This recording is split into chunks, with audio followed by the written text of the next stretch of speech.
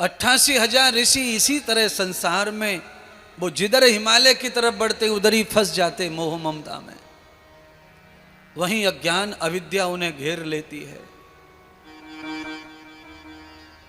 कहीं समझ में नहीं आता। तब उनको सूत जी का आश्रम समझ में आया कि कोई महात्मा है जो सबको ज्ञान देते हैं और उनके ज्ञान से सहज ही आदमी को शांति प्राप्त हो जाती है और आत्मज्ञान जागृत हो जाता है।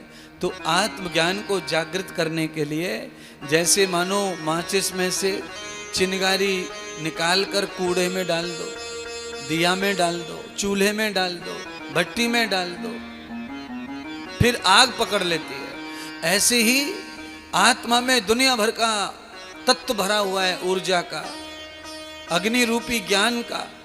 पर उस ज्ञान को चिंगारी के लिए गुरु की वाक्य चाहिए, गुरु का वचन चाहिए। जैसे ही गुरु का वचन कान में पड़ जाता है, जो चेला उल्लू बनाने वाले नहीं रहते हैं, सच्चे मिलते हैं, उन चेलों की चिंगारी जो है ज्वार भाटा बन जाती है, ज्ञान का, विवेक का, भक्ति का, वैराग्य का।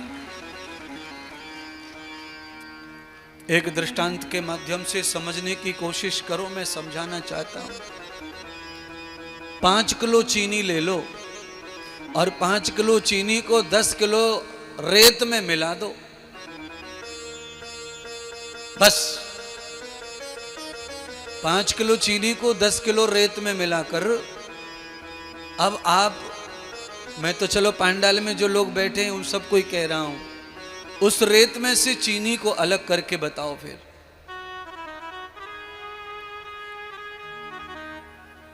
जैसे शर्करा जो है रेत में मिलने के बाद आदमी के हाथ का विज्ञान फेल है फिर, और उसी शर्कर को, उसी चीनी को चींटी से कहा जाए कि तुम अलग कर दो रेत में से, तो चींटी जो है सारी की सारी चीनी को उस मिट्टी से अलग करके अपना आहार करके पेट भर लेगी, चीनी को शुद्ध कर देगी। तो जिस प्रकार चींटी रेत में से चीनी को निकाल कर अपने तृप्ति करती है भोग को, ऐसे ही हमारे सारे संसार रूपी जो रेत का ढेर है, इसी रेत के ढेर में परमात्मा रूपी शक्कर मिली हुई है। अगर तुम्हारे अंदर चींटी वाला गुण आ जाए तो वो शक्कर तुम्हें प्राप्त हो सकती है, भगवान की मिठास तुम्हें प्राप्त हो सकती है, सार सार तुम्हें प्राप्त हो सकता है। नहीं तो कठिन है, मुश्किल है फिर संसार में।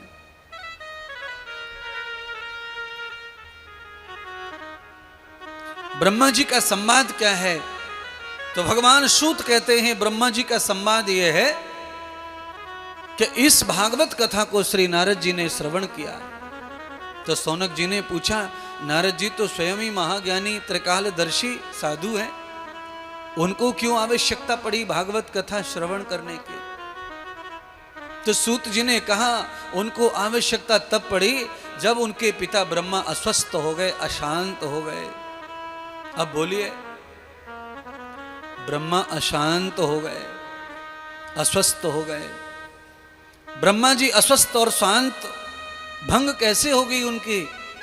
तो भगवान सूत कहते हैं कि सृष्टि पर जो भी रूप धारण करके आया है, चाहे वो कितना भी तपस्वी हो, कितना भी देवता हो, भगवान हो, उसे सृष्टि के थपेड़े खाने ही खाने पड़ेंगे। बिना उसे खाए वो संसार से यात्रा नहीं कर सकता।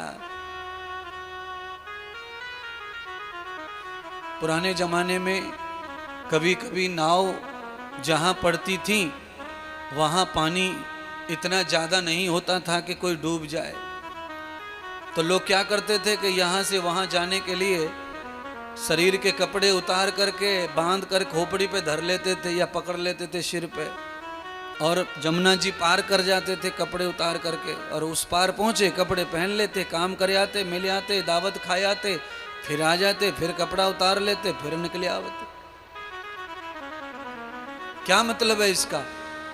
इसका मतलब यह है कि आवश्यकता पड़ने पर नाव अगर नहीं है और डूबने जैसा पानी नहीं है, पानी छाती छाती है, गर्दन गर्दन है, तो वहाँ तक तो आदमी बिना तैरने वाला भी उस पार जा सकता है।